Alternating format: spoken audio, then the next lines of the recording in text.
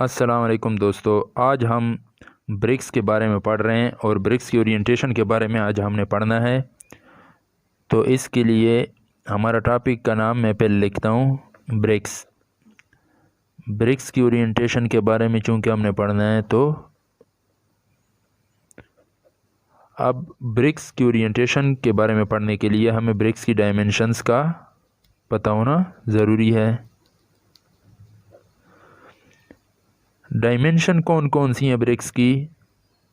Length, height and thickness, ये BRICS की 3 dimensions हैं। तो हम ब्रिक्स को बेसिकली ओरिएंट करेंगे या पोजीशन देंगे इन 3 डायमेंशंस के अकॉर्डिंग। हम इसको ऐसे तरीके से एंड को रखेंगे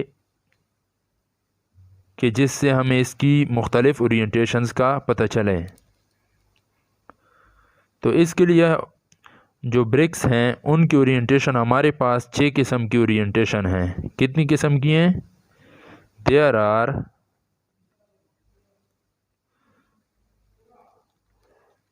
6 टाइप्स ऑफ ब्रिक्स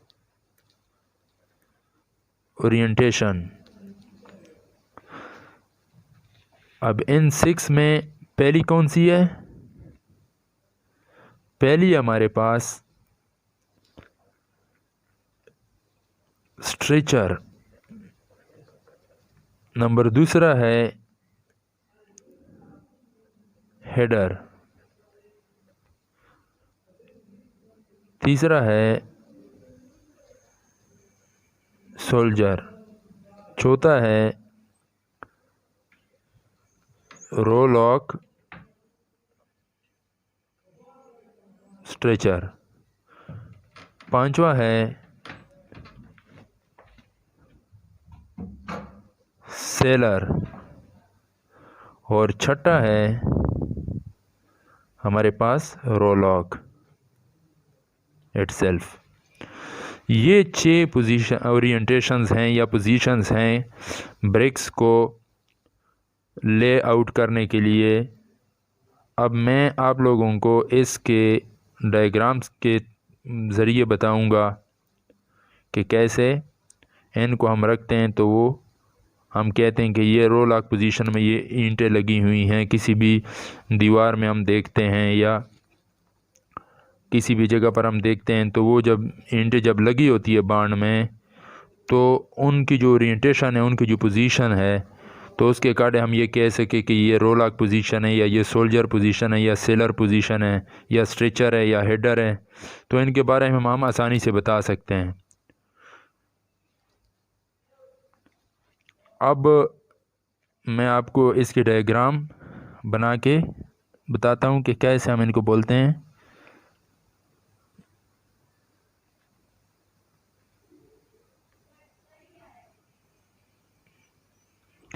ये हमारे पास एक ब्रिक है। अब इसकी ये वाली जो डायमेंशन है, इसको हम थिकनेस बोलते हैं, और ये वाली जो है इसको हम हाइट बोलते हैं, और ये जो लंबी वाली साइड है इसको हम लेंथ तस्वर करते हैं।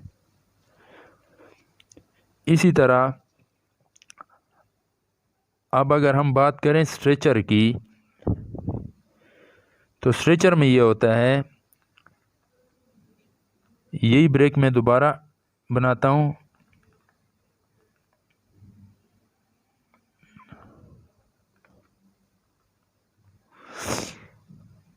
ये थिकनेस है, ये हाइट है और ये लेंथ है।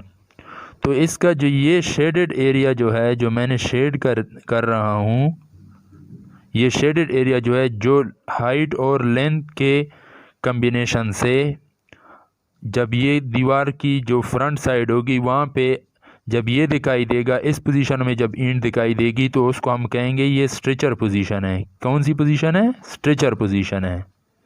जब हाइट और लेंथ की फेस करेगा फ्रंट की तरफ, तो उसको हम स्ट्रेचर पोजीशन कहेंगे।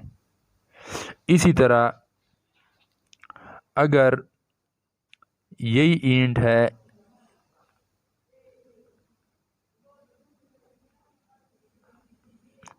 अब ये थिकनेस है, ये हाइट है और ये लेंथ है। अब ईंट जब हाइट की पोजीशन में, नॉर्मल कंडीशन में किसी भी कोर्स में होगी तो उसमें नॉर्मल पोजीशन में पड़ी है, जिसमें थिकनेस और जो हाइट है वो फेस कर रहे हैं इस पोजीशन में। ये जो मैंने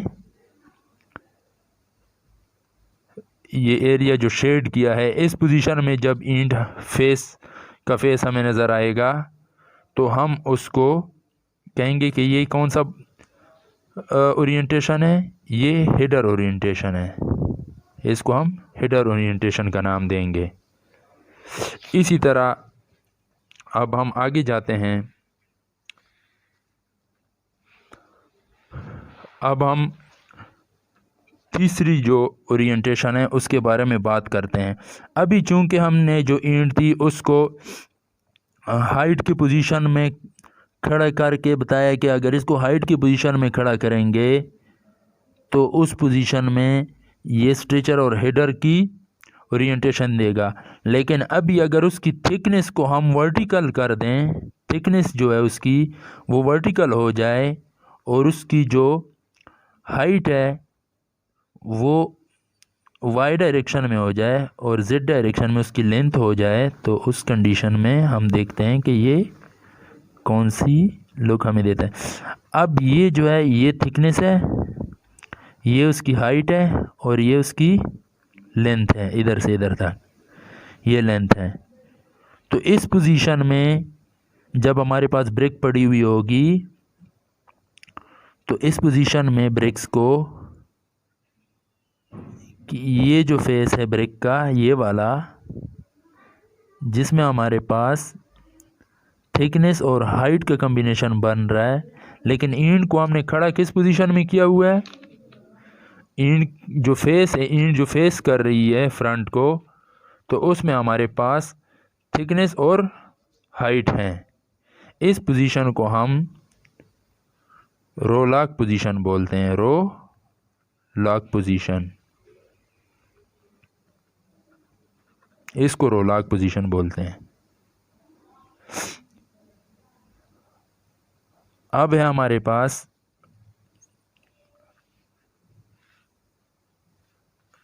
रो लॉक पोजीशन। अब हमारे पास है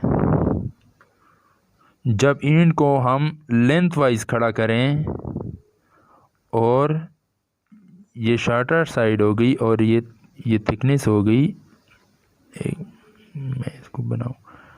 अब हमारी ईंट जब इस पोजीशन में होगी, ये इसकी हाइट है, ये इसकी लेंथ है और ये इसकी थिकनेस है। जब ईंट को हम सीधा खड़ा करेंगे और उसकी जो फेस है, फेस को कौन जब कवर करेगा, जब लेंथ और जो हाइट है वो जब फेस की तरफ होंगे, स्टैंडिंग पोजीशन में खड़ी होगी ब्रेक, तो इसको हम सोल्जर पोजीशन कहेंगे, सोल्जर पोजीशन। इसी तरह अगर हमारे पास यही स्टैंडिंग पोजीशन में हमने ब्रेक रखी है,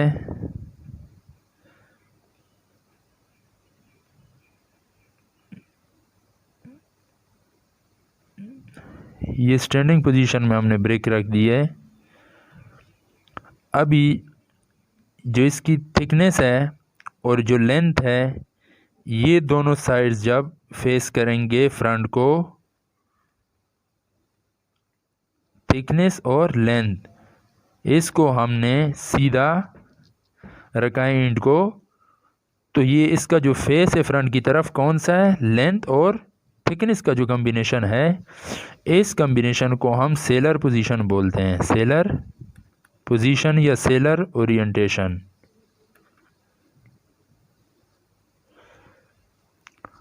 अब जो है लास्ट जो हमारे पास रह गया है छठे नंबर पे,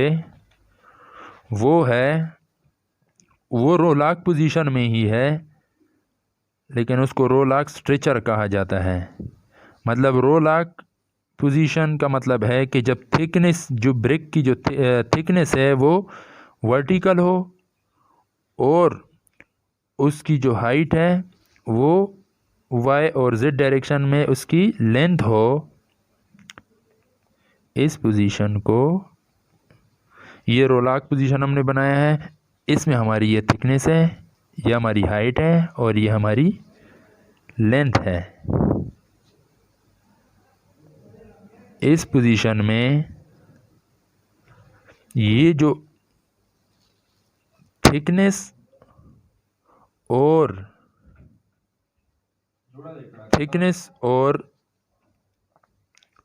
जो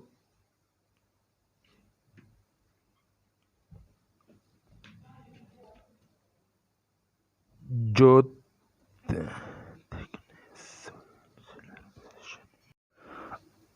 और जब हमारे पास रोलाक पोजीशन में ब्रेक होगी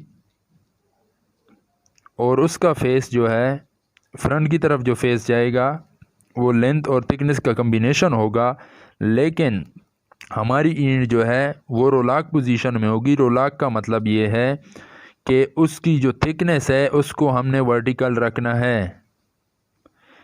बेसिकली ये 3 टाइप ऑफ की ओरिएंटेशन है जो बेसिक है, फिर उसमें एक एक और ओरिएंटेशन आ जाती है जस्ट फेस चेंज करने से, वो मैं आपको बाद में बताता हूँ। तो अब ये जो शेडेड एरिया है फेस की तरफ, थिकनेस और लेंथ का जो कम्बिनेशन आएगा इसको रोलाक स्ट्रेचर कहेंगे। रोलाक स्ट्रेचर। अब बेसिक हमारी जो पोजीशंस हैं वो 3 हैं, लेकिन सिर्फ कम्बिनेशन के चेंज करने की वजह से हमारी पोजीशन चेंज हो जाती है। अब जिस तरह रोलाक पोजीशन है, रोलाक स्ट्रेचर और नॉर्मल रोलाक पोजीशन जो है उसमें फ़र्क ये है कि इनकी सिर्फ कम्बिनेशन चेंज हो जाता है। फॉर एग्ज़ाम्पल रोलाक पोजीशन में हमारे पास थिकनेस और हाइट का कम्बिनेशन है।